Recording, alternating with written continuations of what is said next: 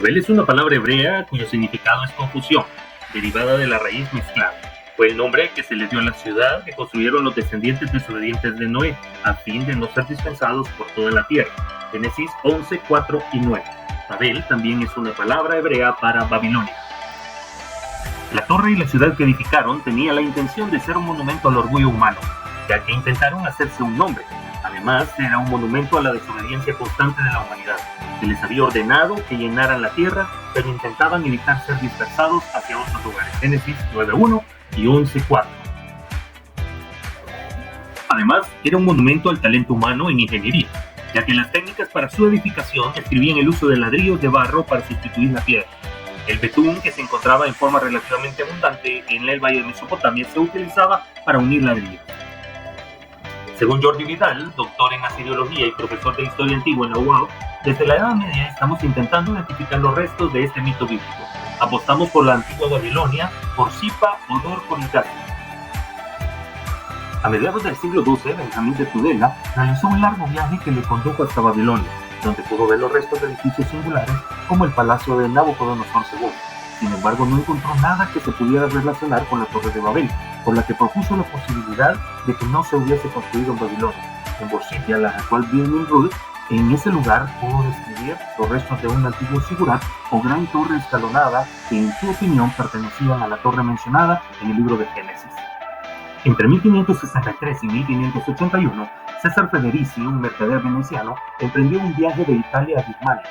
En su camino visitó Mesopotamia, donde vio los restos del antiguo zigurat de Dur-Kurilkasi, cerca de Bagdad. Federici no dudó en identificarlo como los vestigios todavía visibles de la Torre de Babel.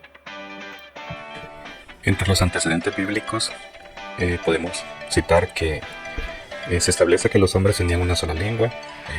Para esa época, para el año 4000 a.C., el 2000 a.C., existía una cultura llamada Sumeria, a quienes se les atribuye también el descubrimiento de la escritura cuneiforme.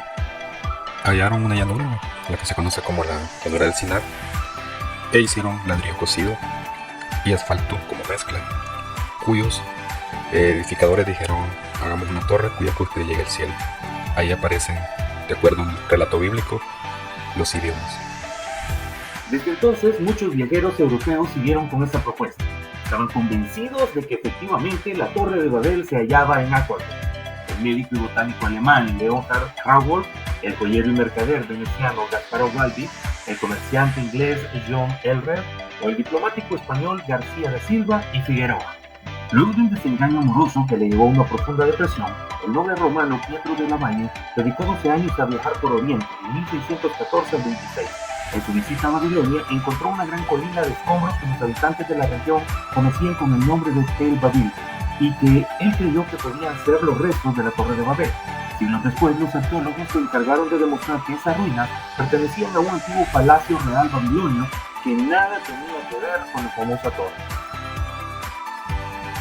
En el siglo XVIII, el científico alemán Carsten Niebuhr rescató la antigua hipótesis del cronista medieval Benjamín de Tudela. En su obra Viaje por Arabia y otros países vecinos, 1774 al 78, Niebuhr publicó la idea de que los restos del zigurat de Borsippa eran los que quedaban de la Torre de Babel. Posteriormente, los británicos Claudio Jan Rich, James Searle y Robert Kerr Porter coincidieron con el estudioso alemán a la hora de aceptar aquella identificación. Entre el siglo XII y el siglo XIX, los europeos viajeros que visitaron Mesopotamia habían concluido en que había dos posibles lugares donde podría estar la ruina de la Torre de Babel. Estos eran el zigurat de Borsippa y de Dur-Kurilkasi. Y sin embargo, ellos estaban equivocados, debido a que las ruinas de la que había inspirado la historia bíblica de la Torre de Babel se encontraban en la misma Babilonia. Y estos no eran otro más que los del antiguo zigurat de la ciudad llamado Etemenanki. Y hay una razón por la que nadie había podido ser capaz de dar con la respuesta correcta, y esta es muy sencilla: que el zigurat de Babilonia había sufrido un proceso continuo de destrucción y saqueo a partir de la conquista persa de la ciudad en el año 539 a.C., y esto dificultó el descubrimiento del enigma, ya que el monumento no fue tan visible para los viajeros que la buscaban. Hasta que por fin, en 1913, el arqueólogo alemán Robert Koenig logró ubicar los restos del Etemenanki, logró comprobar de que estos ya eran menos que los cimientos. La identificación específica de la zigurat, que podría haber servido como inspiración para la historia de la Torre de Babel en la Biblia, es un tema de debate entre los estudiosos y arqueólogos. la Biblia no proporciona detalles arquitectónicos específicos de la Torre de Babel ni nombra una ubicación específica. Algunos expertos sugieren que la Sigurat de Temenanki en Babilonia, aunque no se menciona específicamente en la Biblia, podría haber influido en la narrativa debido a su renombre en la antigüedad. Sin embargo, esta conexión no se puede establecer con certeza. En resumen, la identificación exacta de la Sigurat que pudo haber inspirado la historia de la Torre de Babel no está claramente establecida en la Biblia ni en la arqueología. Comprendemos la importancia de profundizar en la investigación de sitios y las características de cada uno de ellos para poder entender de manera más clara, precisa, los relatos bíblicos y dar una mejor exposición de ellos.